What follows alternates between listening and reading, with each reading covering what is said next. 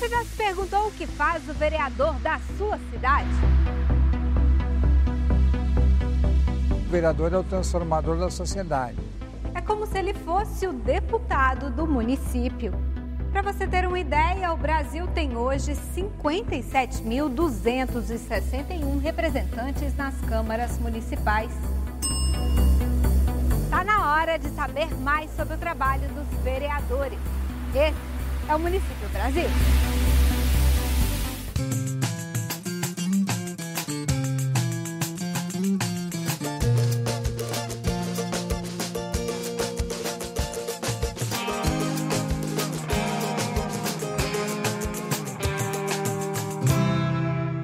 Dinheiro na conta. Estados e municípios devem receber 21 bilhões de reais a mais ainda este ano. Legislativo em marcha. O encontro que reuniu vereadores de todos os cantos na capital do país. Parceria de peso. Veja como o apoio da Universidade Federal de Mato Grosso mudou a vida de pequenos agricultores. É no quadro Cidade Modelo. Tem muita gente no Brasil que entrou na justiça contra o governo, ganhou, mas até hoje não viu a cor do dinheiro. São os casos de quem tem precatórios a receber. A boa notícia é que muito em breve estados e municípios vão poder quitar parte dessas dívidas. Dá só uma olhada no giro. O Caixa de estados e municípios vai ganhar um reforço. É que foi sancionada a lei que permite a eles usar parte dos depósitos judiciais. Esse é o nome dado ao dinheiro recolhido pelos contribuintes que tenham alguma pendência na justiça com o setor público. Os recursos poderão ser usados para o pagamento de precatórios, dívida pública, investimentos e despesas previdenciárias. Graças à lei, já em 2015, governadores e prefeitos devem contar com novos 21 bilhões de reais. Avançou no Congresso a proposta de emenda à Constituição que proíbe a criação de responsabilidades para estados e municípios sem a garantia do respectivo recurso. Mas o governo só será obrigado a repassar o dinheiro para cobrir novos gastos se a despesa adicional estiver prevista no orçamento. A matéria, que é prioridade para o movimento municipalista, ainda precisa ser analisada pelos senadores. Para garantir transparência à gestão municipal, um setor da administração precisa estar com o trabalho em dia. É o controle interno. Quem explica isso melhor é o especialista em gestão pública, Paulo Graziotti.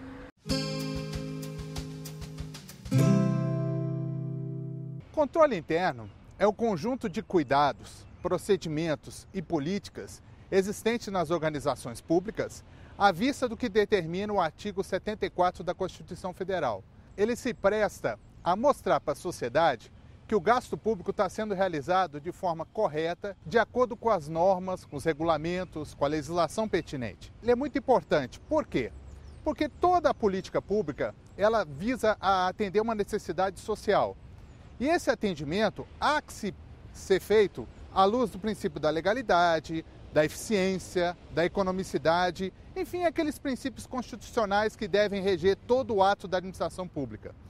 Nesse sentido, o controle interno ele vai preservar também a administração municipal diante de possíveis consequências indesejadas junto aos órgãos externos de controle, tribunais de contas, Ministério Público, órgãos policiais, mas principalmente perante o controle social, porque o cidadão brasileiro está cada vez mais informado e participante do processo de cidadania. O controle interno ele é obrigatório.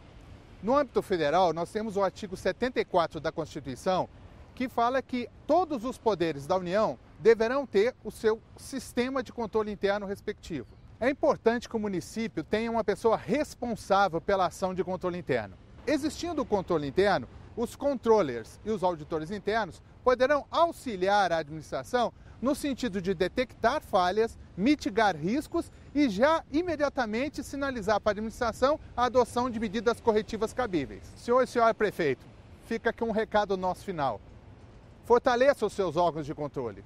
Fortaleça o seu aparato de controle e de gerenciamento de risco. A sociedade contribuinte agradece. Em Cuiabá, Mato Grosso, os negócios de pequenos agricultores iam de mal a pior por falta de conhecimento gerencial. Mas isso mudou por lá depois que as cooperativas buscaram o apoio da Universidade Federal. É mais um projeto certificado pela Fundação Banco do Brasil.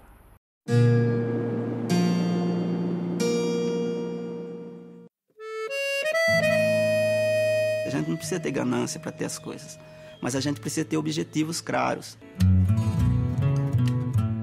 Na maioria dos processos que a gente fez, a gente acabou tendo prejuízos, financeiros e desgastes físicos que a gente vinha tendo de tentar e não conseguir alavancar o processo.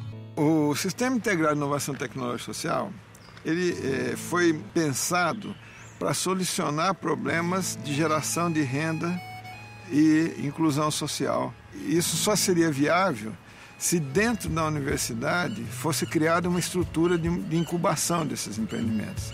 As organizações por si só, as cooperativas e associações, também se relacionam. Então, a partir dessas relações que são construídas, elas passam a fazer parte do sistema. E esse sistema que a gente utiliza, você consegue, através do trabalho que você faz com cada unidade em si, e depois você cruzar esses conhecimentos entre eles.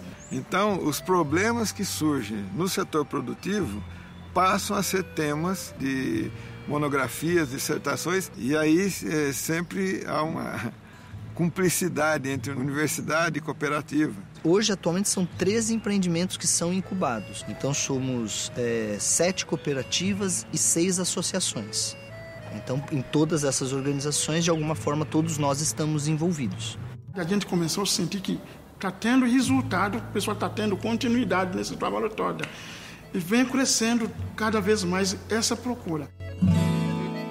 Hoje estou construindo uma casa, uma bela casa, a gente fala entre nós, eu e minha esposa, nós temos um castelo, a qual veio disso aqui.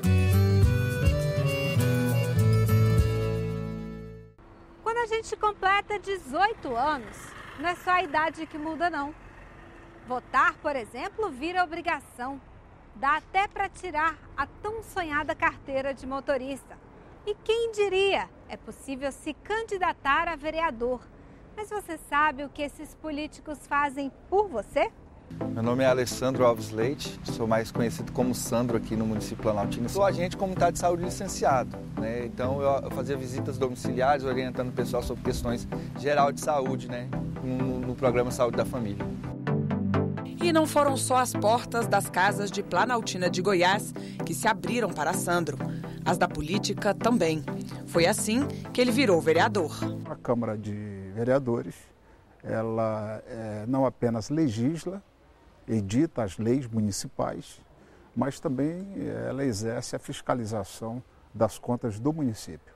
A importância do vereador é a proximidade que ele tem da população, da comunidade, dos bairros. Devem, na medida do possível, como são aqueles que estão mais próximos da população, serem porta-vozes, né, das aspirações, dos desejos, das vontades dessa população. Um dos projetos que Sandro mais se orgulha de ter proposto é o que estabelece o plantão noturno das farmácias. Antes, elas funcionavam até às 9, 10 da noite. Quem tinha uma emergência precisava esperar até o dia seguinte para conseguir comprar o remédio. Agora, tem sempre pelo menos uma farmácia aberta durante toda a noite e a madrugada. Mas Sandro reconhece as limitações do cargo. Quando você está do lado de fora, você pensa, eu vou entrar e vou mudar, vou fazer a diferença, vou fazer isso, vou fazer aquilo. Você pensa que pode realmente tudo. E aí quando você entra, você esbarra nas questões que tem a limitação para você legislar e também tem as questões do colegiado, porque às vezes sua ideia é interessante, mas os outros vereadores não acompanham e não entendem que é boa. O vereador ele auxilia o prefeito. Mas aqui não está acontecendo isso. Nunca vi para que serve vereador, eu não sei. Não vejo vereador fazer nada aqui. A comunidade não entende muito o papel do político e acha que todos são iguais, não são. Mas assim, se eu não entendo o meu papel, eu como vereador, Como é que a sociedade vai entender? Eu acredito que o povo sabe que o vereador, que o cargo é esse, mas ele não acredita mais nas pessoas, né? Nos políticos. E tem ainda o despreparo dos eleitos. A gente vê o despreparo e o desconhecimento da coisa pública. Noções básicas de administração pública a gente percebe que as pessoas não têm. Então dificulta muito na hora da discussão. Você apresenta alguns pontos e a pessoa, por não conhecer a administração pública e não conhecer da própria legislação municipal, aí dificulta muito mais a discussão, né?